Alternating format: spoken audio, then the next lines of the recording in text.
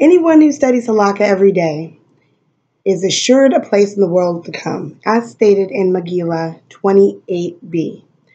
It is important as halakha functions as the pillars, the foundation of our lives and of our homes.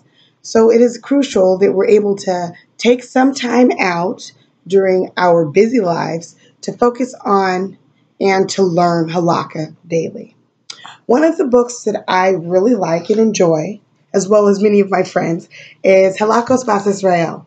I have the goal of getting through this book and creating quizzes and videos that can be referred back to for concept comprehension and for memory purposes. So let's start learning through this and cherish each and every bit of information that will remain with us and improve our lives for the better. B'ezrat Hashem. It is often asked, what obligations do women have involving mitzvot? Okay, so the introduction is going to explain clearly a woman's obligation to mitzvot. And number one says many laws of the Torah are expressed in the masculine form. But men and women are equally obligated in all of them unless there is a specific source to suggest either a total or partial exemption. With certain exceptions, women are exempt from time-bound positive mitzvot. All prohibitions, however, apply to women.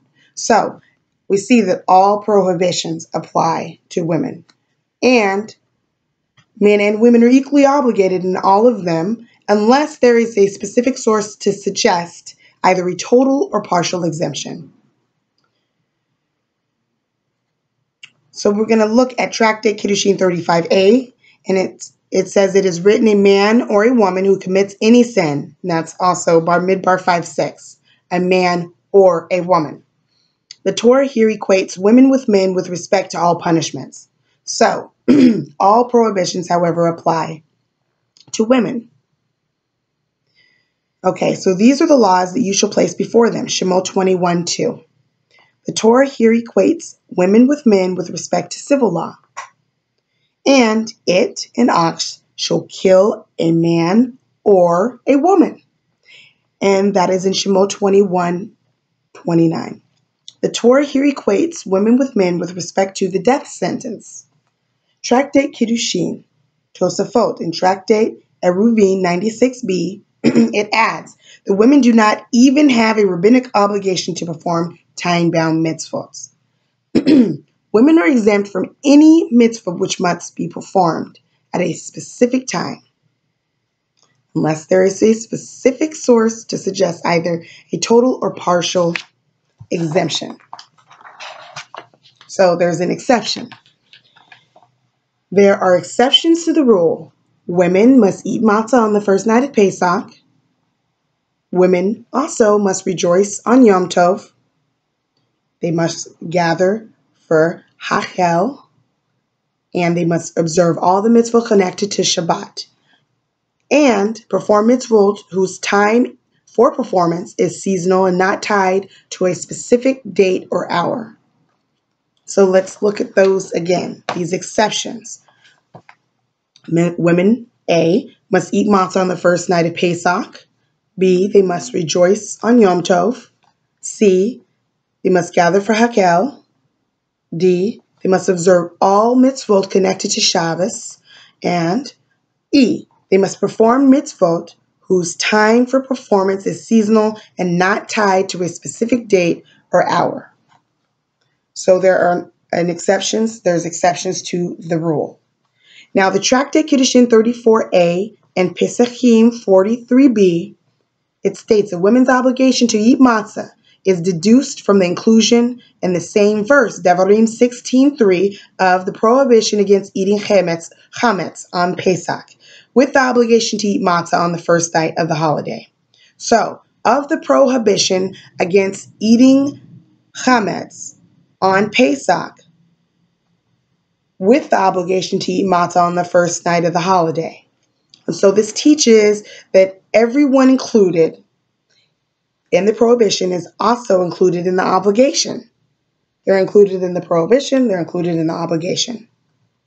They're obligated to do it, and they're included in the prohibition. So the prohibition is also included in the obligation. Even though it is a time-bound positive mitzvah, they're still included in the obligation. Outside of Eretz Israel, this requirement is binding the first 2 nights of Pesach. So when we're outside of Israel and not in Israel as our primary residence where we live, when we're outside, we have 2 days for this obligation. So outside of Israel, this requirement is binding the first 2 nights of Pesach.